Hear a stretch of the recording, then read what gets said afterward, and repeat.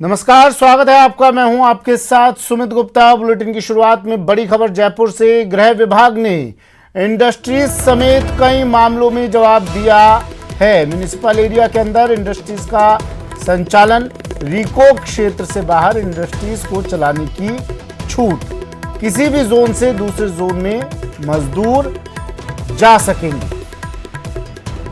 बड़ी खबर जयपुर से। गृह विभाग ने उद्योगों के मामले में दिया जवाब। इंडस्ट्री समेत कई मामलों में जवाब दिया है।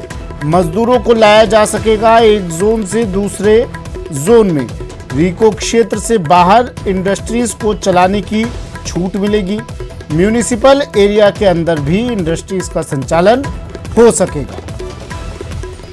एक बड़ी राहत उद्योगों को और अर्थव्यवस्था में जो कमजोरी आ रही थी, उस कमजोरी को दूर करने के लिए, उसे मजबूती देने के लिए एक इसे राहत भरी खबर कही जा सकती है। उद्योगों के लिहाज से गृह विभाग ने ये जवाब दिया इंडस्ट्री समेत कई मामलों पर।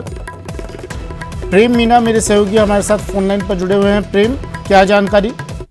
देखिए सुमित जी, मैं बताना चाहूंगा, राज्य के गृह विभाग ने जो लॉकडाउन 3 के तहत जो गाइडलाइन जारी की थी, आज उसमें कुछ आंशिक परिवर्तन किया गया है। अब राज्य सरकार ने कुछ ऐसे क्षेत्र है, विशेषकर इंडस्ट्री, वहाँ छूट दी है। विशेषकर इसमें जो श्रमिकों को आने जाने पर जो पाबंदी थी पहले की गाइडलाइन में, अब उस पाबंदी में कुछ रियायत दी है और साथ में जो रियायत दी है वो सशर्त रियायत दी है।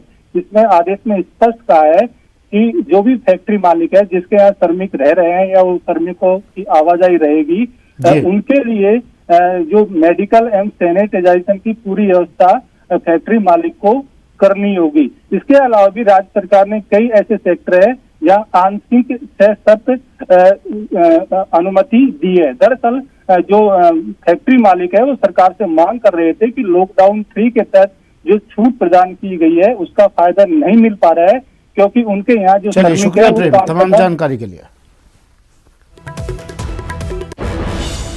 और अब बात सोनिया गांधी की वीडियो कॉन्फ्रेंसिंग की। कल 11 बजे सोनिया गांधी वीसी करेंगी। कांग्रेस नेताओं के साथ वीडियो कॉन्फ्रेंसिंग सोनिया गांधी की। मुख्यमंत्री अशोक गहलोत भी वीडियो कॉन्फ्रेंसिंग के जरिए सोनिया गांधी से जुड़ेंगे। वीसी में सीएम गहलोत फीडबैक देंगे, क्या कुछ चल रहा है प्रदेश में उसको लेकर फीडबैक दिया जाएगा। कोरोना को लेकर सरकार कितनी मुस्तैद, प्रशासनिक स्तर पर कितनी तैयारियां, सरकार की कितनी तैयारियां, तमाम जानकारियां देंगे मुख्यमंत्री अशोक गहलोत।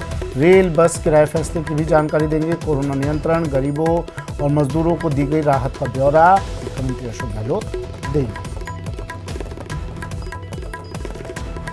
गोवर्धन चौधरी मेरे सहयोगी फोन लाइन पर जुड़े हुए हैं। गोवर्धन, 11 बजे सोनिया गांधी फीडबैक लेंगी। बिल्कुल, देखिए सोनिया गांधी लगातार कांग्रेस नेताओं से फीडबैक ले रही हैं और उसी कड़ी में कल जो कांग्रेस शासित राज्यों के जो सोनिया गांधी कल 11 बजे वीसी करेंगी। इस वीसी के जरिए मुख्यमंत्री अशोक गहलोत भी जुड़ेंगे। बिल्कुल, सोनिया गांधी कल कांग्रेस शासित राज्यों के मुख्यमंत्रियों और जो प्रमुख नेता हैं उनके साथ वीडियो कॉन्फ्रेंसिंग के जरिए उनसे चर्चा करेंगी और जो डायरेक्शन पिछले दिनों दिए गए थे प्रवासी मजदूरों को लेकर के, गरीबों को लेकर के जो कदम उठाए जाने कांग्रेस सरकारों को, उनके बारे में राय लेंगी। राजस्थान सरकार ने पहले से ही जो प्रवासी मजदूर हैं उनका घर वापसी का जो रेल और बस का किराया है वो खुद चुकाने का फैसला कर लिया। हालांकि इस पर काफी सियासत भी हो रही है, लेकिन कल सरकार के फैसले के बाद आज मुख्य सचिव ने सारे कलेक्टर्स को डायरेक्शन भी दे दिए, लिखित में आदेश भी जारी कर दिए हैं कि जो जिले का अनटाइड फंड होता है कलेक्टर के पास में, उस अनटाइड फंड से किराए का भुगतान जो प्रवासी मजदूर जाते हैं उनके रेल और बस का भुगतान किराए का उस अनटाइड फंड से किया जाए। तो इसके बारे में भी सीएम अशोक गहलोत है वो सोनिया गांधी को फीडबैक देंगे। साथ ही सोनिया गांधी ने गरीबों का खास ख्याल रखने के डायरेक्शन दिए गए थे जब से लॉकडाउन लागू हुआ था तब से, तो उसके बारे में भी बताया जाएगा कि किस तरह से गरीबों को जो पेंशन देने की स्कीम है, जो अनुग्रह राशि दी गई है, उन सारे फैसलों के बारे में भी सीएम अशोक गहलोत सोनिया गांधी को फीडबैक देंगे। तो सोनिया गांधी काफी राजनीतिक तौर से प्रोएक्टिव होकर के और ये दिखाने का प्रयास भी कर रही हैं कि विपक्ष में होने के बावजूद जो कांग्रेस है वो किस तरह से इस लॉकडाउन में भूमिका निभा सकती है। जैसा कि आज राहुल गांधी ने भी नोबेल विजेता अभिजीत बनर्जी के साथ चर्चा की और कल जो कांग्रेस अध्यक्ष हैं सोनिया गांधी, वो कांग्रेस के प्रमुख नेताओं के साथ में वीडियो कॉन्फ्रेंसिंग करके और जो कोरोना मजदूरों के मामले में भी दिखाया।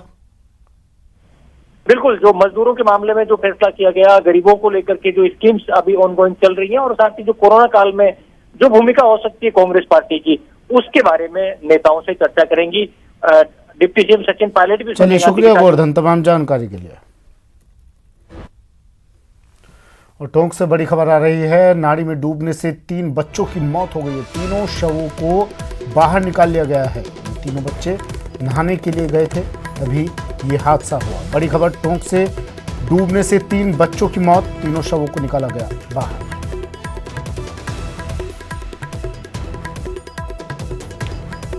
मनोज तिवारी मेरे सहयोगी टोंक से फोन लाइन पर जुड़ गए हैं। मनोज, किस तरह यह हादसा हुआ, क्या जानकारी? देखिए सुमित, मैं आपको बताना चाहूंगा, जिस तरह की जानकारी हमको मिल पाई है, वहाँ जो जिस तरह के लोग अभी बात कर रहे हैं, चर्चा कर रहे हैं कि तीनों बालक जो नहाने के लिए गए थे, इनकी उम्र 16 साल से कम है। 13, 14 और 16 साल की इनकी उम्र बताई जा रही है। संभवतः यह है कि एक दूसरे को बचाने के चक्कर में ये तीनों डूबे होंगे और ग्रामीणों ने इनके शव निकाल लिए थे। पुलिस को इस बारे में जानकारी काफी देर बाद मिली थी। पुलिस वहां मौके पर पहुंच गई है, डीएसपी मालपुरा भी पहुंचे हैं और फिलहाल वहां पूरी घटना की जानकारी वो ले रहे हैं। ग्रामीणों का अभी तक तो जो मानना है वो यही है कि शायद एक दूसरे को बचाने के चक्कर में ही। चलिए, शुक्रिया मनोज तमाम जानकारी के लिए। और एक और बड़ी खबर आ रही है भीलवाड़ा से। भीलवाड़ा में 2 भाइयों ने खुदकुशी कर ली। सदर थाना क्षेत्र के कांदा ग्राम की घटना है। बड़े भाई ने फांसी लगाकर आत्महत्या की। इसके बाद गम में दुख में छोटे भाई ने भी कुएं में छलांग लगा दी। भीलवाड़ा से बड़ी खबर, 2 भाइयों ने की खुदकुशी। प्रमोद तिवारी मेरे सहयोगी हमारे साथ फोन लाइन पर जुड़े हुए हैं। प्रमोद, क्या मामला है पूरा? सदर राधे श्याम साहिया, उन्होंने हमें बताया कि ये कांदा गांव की घटना है। ये जो सबसे बड़े भाई थे, इनके रात को अपने ससुराल गए थे, वापस आए हैं। आज सुबह जब चाय बनाई उनको देखा तो ये घर पे नहीं मिले, तो इनके छोटे भाई इनको ढूंढते हुए जाते हैं तो एक खेत के कुएं पर, बड़े भाई हैं 35 साल के थे, 14 गुजर, वो खेत के कुएं पर लटके मिले। तो इनके गम में इनके छोटे भाई हैं राधे श्याम, उन्होंने भी खेत पे फांसी लगाकर आत्महत्या कर ली। सुमित, चलिए, शुक्रिया प्रमोद तमाम जानकारी के लिए। खबर उदयपुर से। स्टेशन से श्रमिक स्पेशल ट्रेन रवाना हो रही है। 1200 श्रमिकों को ये ट्रेन बिहार लेकर जाएगी। बिहार के मुजफ्फरपुर तक ये ट्रेन इन श्रमिकों को लेकर जाएगी। ट्रेन में सोशल डिस्टेंसिंग का भी ध्यान रखा गया है। कपिल श्रीमाली मेरे सहयोगी हमारे साथ सीधा उदयपुर से जुड़ गए हैं। कपिल, सबसे पहली बात तो केंद्र सरकार की और राज्य सरकार की एक अच्छी पहल, कम से कम अब काफ़ी दिनों से इंतज़ार कर रहे इन मजदूरों के लिए वो दिन आ गया है जब ये अपने घर वापस लौट रहे हैं।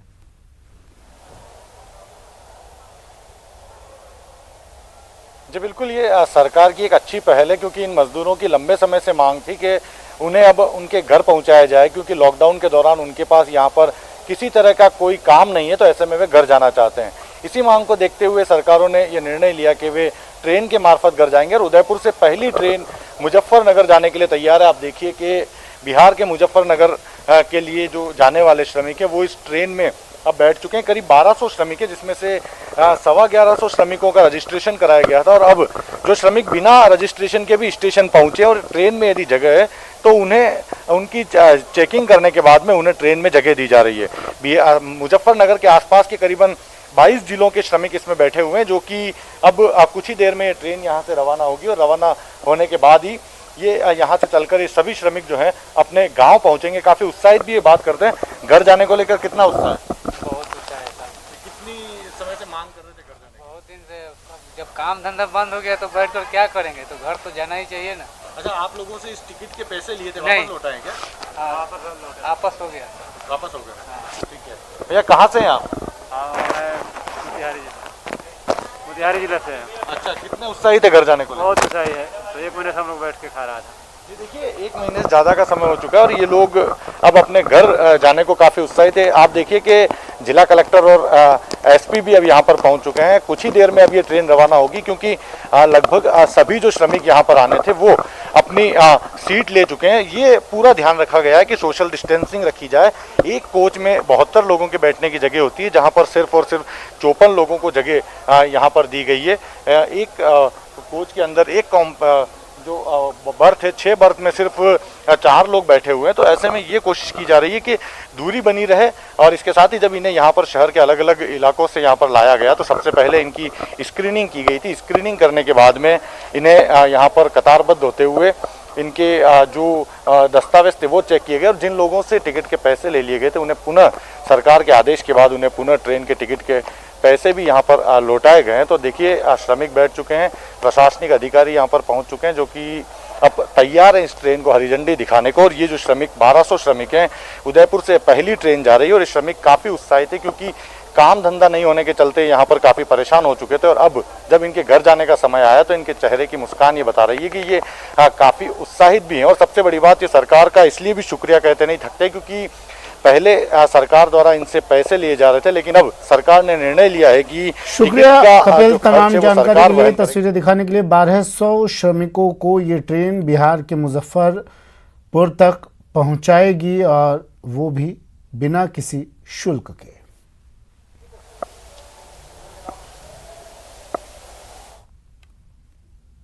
खबर जयपुर से, प्रवासी मजदूरों का निःशुल्क परिवहन। अब निजी बसों से भी निःशुल्क यात्रा कर सकेंगे प्रवासी मजदूर। परिवहन विभाग ने इसके आदेश जारी कर दिए हैं। अब परिवहन विभाग व्यक्तिगत अनुमति नहीं देगा, जिला प्रशासन ही जारी करेगा अनुमति।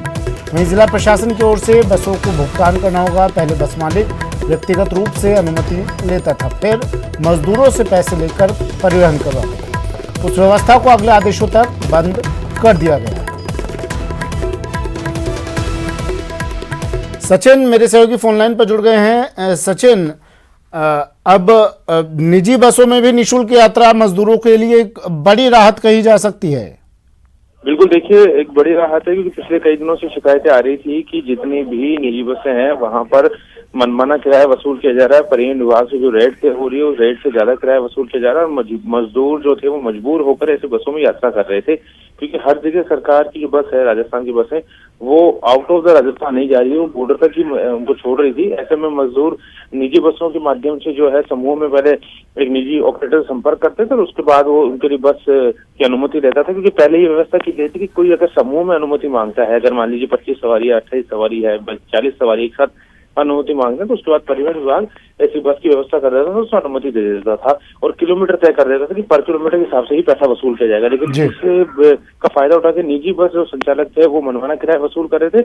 और जब कल मुख्यमंत्री ने घोषणा कर दी कि सभी तरह की बसों में और रेल में जो प्रवासी श्रमिक है उनको निःशुल्क यात्रा करवाई जाएगी, तो उसके बाद आज परिवहन विभाग ने आदेश जारी कर दिए और मुख्य सचिव की ओर से भी आदेश सभी जिला कलेक्टर्स को जारी हो गए कि जो बसें होंगी उनको भुगतान जिला प्रशासन करेगा। ऐसे में परिवहन विभाग ने जो सारी जिम्मेदारी है वो जिला प्रशासन को दे दी है। व्यक्तिगत रूप से किसी भी तरह की अनुमति या परमिट जारी शुक्रिया सचिन तमाम जानकारी के लिए।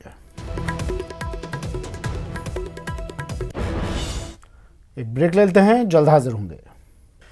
ब्रेक के बाद स्वागत है आपका। और अब बात प्रदेश के उन 7 संभागों की जहां हमारी लॉकडाउन में पूरी तरह से नजर बनी हुई है।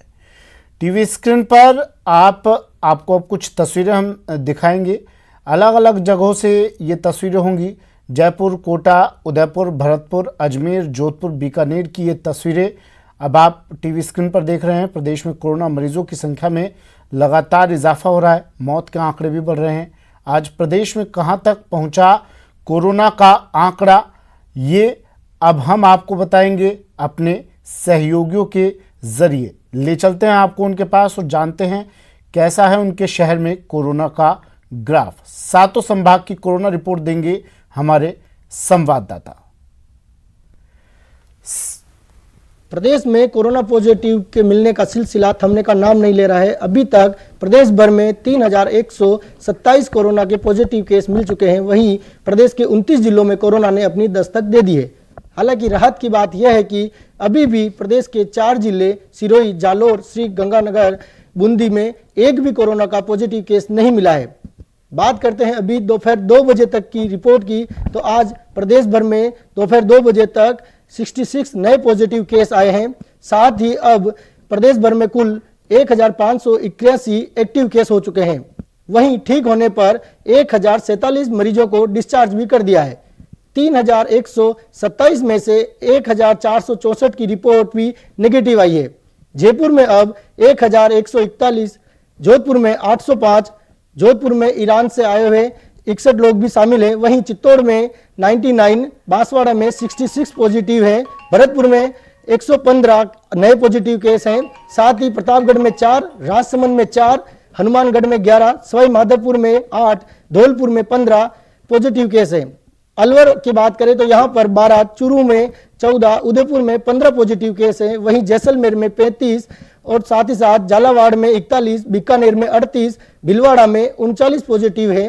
लेकिन राहत की बात यह भी है कि प्रदेश के जिन 4 जिलों का हमने जिक्र किया था, सिरोही, जालोर, श्रीगंगानगर और बूंदी, वहां पर अब कुछ ढिलाई दी गई है, लोगों को राहत दी गई है। आज वहां पर रोडवेज की बसें भी शुरू की गई है, लेकिन कड़ी शर्तों के साथ, जैसे कि 50% लोग ही बस में बैठेंगे, जितनी बस में बैठने की क्षमता है उसके आधे लोग ही वहां बैठेंगे। साथ ही साथ जिले में ही आवागमन की जो यह सुविधा है वो शुरू की गई है। कोरोना संक्रमण को लेकर जोधपुर लगातार डेंजर जोन बनता जा रहा है। आज शहर में एक और मरीज की कोरोना संक्रमण की मौत हो गई। बहरहाल आज सुबह की रिपोर्ट के अनुसार दोपहर तक 7 मरीज और कोरोना संक्रमण की चपेट में आ चुके हैं। जोधपुर शहर में कोरोना संक्रमित मरीजों की संख्या 728 पहुंच चुकी है। वहीं सबसे भीतरी इलाका जो है वो डेंजर जोन लगातार बनता जा रहा है। नागौरी गेट, उदय मंदिर, कबूतरा को चौक साथ साथ जालोर गेट तक कोरोना संक्रमण फैल चुका है। और एक चिंता की बात और सामने आई है कि जोधपुर के जिले के 3 गांव में कोरोना ने दस्तक दे दी है। सबसे पहले लूणी में 5 मरीज सामने आए थे, उसके बाद पिपाड़ में 2 मरीज आए और आज जोधपुर जिले के शेरगढ़ में 1 मरीज सामने आया है। हालांकि पता चला है कि वो उदयपुर से ही आया था और उसकी ट्रैवल हिस्ट्री के अनुसार उसके सैंपल लिए गए थे और वो पॉजिटिव निकला है। बहरहाल उसे जोधपुर के मथुरादास माथुर अस्पताल में भर्ती करा दिया गया है। लेकिन सबसे चिंता की बात यह है कि लगातार शहर में मौत का सिलसिला शुरू हो चुका है। अब तक शहर में 14 लोगों की मौत हो चुकी है। लगातार 3 दिन की बात करें तो 3 दिन में 4 लोगों की मौत हो चुकी है। तो इस लिहाज से जिस तरह से मौत का सिलसिला है वो कहीं न कहीं प्रशासन की चिंता बढ़ा रहा है। हालांकि प्रशासन दावा कर रहा है कि शहर में सैंपलिंग की जा रही है और खास तौर पे जो रेड जोन इलाके हैं वहां पे लगातार टीमें सर्वे कर रही हैं और सैंपल ले रही है। लेकिन दूसरी चिंता की बात यह भी है कि जोधपुर शहर के अस्पतालों में टेस्ट किट खत्म हो चुके हैं और सीएम ने भी इस बात पर चिंता जाहिर की थी कि जोधपुर में जल्द रिपोर्ट नहीं आ रही है और यही कारण है कि लगातार आंकड़े बढ़ रहे हैं। जी देखिए, अगर अजमेर की बात करें तो अजमेर में कोरोना पॉजिटिव मिलने का सिलसिला लगातार जारी है। आज बेशक सुबह की रिपोर्ट में कोई पॉजिटिव केस सामने नहीं आया था, लेकिन दोपहर की रिपोर्ट में एक नया पॉजिटिव केस जो है वो अजमेर की टैली में ऐड हुआ है, जिसके बाद कुल पॉजिटिव मरीजों की संख्या अजमेर में बढ़कर 173 हो गई है। इस सब के बीच में 40 मरीज हैं जो ठीक हो चुके हैं, लेकिन फिलहाल वो 14 डेज़ का क्वारंटाइन में इलाज ले रहे हैं। इसके अलावा एक की मृत्यु हो गई है। हालांकि कल एक और कोरोना पॉजिटिव की मृत्यु हुई थी अजमेर में, लेकिन वो दूदू का रहने वाला था, लिहाजा उसकी मौत की गिनती जो है वो अजमेर में शामिल नहीं हुई है। लगातार चिकित्सा और स्वास्थ्य महकमा जो है वो घर घर स्क्रीनिंग का काम कर रहा है। करीब 21 लाख से ज़्यादा लोगों की अजमेर में स्क्रीनिंग की जा चुकी है और करीब 33,000 से ज़्यादा लोगों को होम क्वारंटाइन किया हुआ है। सबके अलावा अगर बात की जाए प्रशासनिक इंतजामों की तो लगातार कर्फ्यूग्रस्त 6 थाना इलाकों में जहां अजमेर में कर्फ्यू लगा हुआ है, वहां कर्फ्यूग्रस्त इलाकों में जो है रसद सामग्री को घर घर पहुंचाने के लिए पूरा प्रशासनिक अमला जो है वो जुटा हुआ है और अधिकारियों की पूरी टीम जो है लगातार फील्ड में जो है लगी हुई है। इसके अलावा ब्यावर में भी कुछ इलाकों में कर्फ्यू लगा हुआ है, वहाँ पर भी ब्यावर एसडीएम और ब्यावर डिप्टी की अगुवाई में प्रशासनिक अमला जो है कर्फ्यूग्रस्त इलाके के लोगों को राहत पहुँचाने के काम में जुटा हुआ है। इस सब के अलावा अगर बात की जाए तो जो प्रवासी मजदूर हैं उनका बसों के जरिए पहुंचने का सिलसिला लगातार जारी है। कुछ एक मजदूर जो हैं वो दूसरे प्रदेशों से अजमेर में, जो अजमेर के रहने वाले मजदूर हैं वो अजमेर में भी पहुंच रहे हैं और उन्हें क्वारंटाइन सेंटर में फिलहाल रखा गया है, जहां पर उन्हें तमाम सुविधाएं जो हैं वो मुहैया कराई जा रही हैं। शराब की दुकानें आज भी लगातार खुली है, लेकिन प्रॉपर सोशल डिस्टेंसिंग के साथ उनकी निगरानी की जा रही है। जो आबकारी निरोधक दल है वो उसके जवान जो हैं वो शराब की दुकानों पर तैनात हैं। इसके अलावा राजस्थान पुलिस के जवान भी लगातार जो है पेट्रोलिंग करके जो व्यवस्था बनाए रखने के निर्देश हैं वो लगातार दिए जा रहे हैं। कोटा में भी लगातार कोरोना पॉजिटिव रोगियों की तादाद में हो रहे इजाफे के बीच आज बुरी खबर ये रही कि 3 कोरोना पॉजिटिव रोगियों की इलाज के दौरान मौत हो गई। एक महिला जो सिंधी कॉलोनी निवासी थी, उसके साथ साथ कुनाड़ी और इंदिरा मार्केट के 2 व्यक्ति जिनको अस्पताल में जिनका इलाज चल रहा था, उनकी इलाज के दौरान मौत हो गई। वहीं आज 9 पॉजिटिव रोगी सामने आने के बाद अब कोटा में कोरोना पॉजिटिव रोगियों का आंकड़ा 221 हो गया है। इन सब के बीच लगातार जिन इलाकों में कर्फ्यू है वहाँ पर आज जो है सख्ती कर दी गई है, वाहन प्रवेश नहीं करने दिए जा रहे हैं। इसके साथ साथ तमाम इलाके में स्क्रीनिंग का काम भी लगातार जारी है। जिन इलाकों में 3 मौतें हुई है, इन तीनों इलाकों में लगातार मेडिकल विभाग की टीमें पहुंच करके स्क्रीनिंग का काम कर रही है। इसके साथ साथ बिहार जाने वाले स्टूडेंट्स का जाने का सिलसिला जारी है। आज भी सुबह 11 बजे एक ट्रेन रवाना हुई, जिसमें पूर्णिया सहित आसपास के ज़िलों के कई सारे स्टूडेंट्स रवाना हुए और अब शाम को एक ट्रेन और रवाना होगी, जिसमें मुजफ्फरनगर के साथ साथ आसपास के जो ज़िले हैं बिहार के, वहाँ के विद्यार्थी रवाना होंगे। बिहार के स्टूडेंट्स के ट्रेन से रवाना होने की बात की जाए तो अब तक करीब 6000 से ज़्यादा स्टूडेंट बिहार के इन 2 दिनों में ट्रेन के जरिए रवाना हो चुके हैं। वहीं जिला प्रशासन की ओर से अब उन इलाकों में सख्ती की जा रही है जो कर्फ्यूग्रस्त इलाके हैं। इसके साथ साथ लॉकडाउन की पालना को लेकर भी लगातार पुलिस समझाइश कर रही है और लोगों से अपील कर रही है कि वो घरों में रहे।